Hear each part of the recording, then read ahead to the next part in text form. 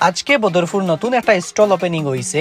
আমি শুনিয়াও আমার মুখর লভ সামলাইতে না পারায় আমিও আই গেলাম ওখানে। ইনো আইয়া সবার আগে দিলাম অর্ডার।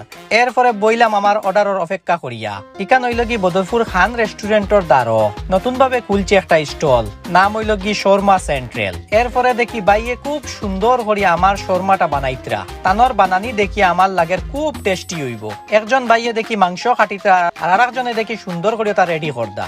এরপরে আই গেল আমরার খানি খাওয়াত লাগি গেলাম। পয়লা খামর মারিয়া দেখি তো খুব টেস্টি। এটা হইল কি রুটি শর্মা, টেস্টি তাকায় খুব জলদি জলদি খাই লিলাম। এটার ভিতরে হইল কি মাংস দিয়া স্টাফিং করা, যাই হোক খুব টেস্টি আছে।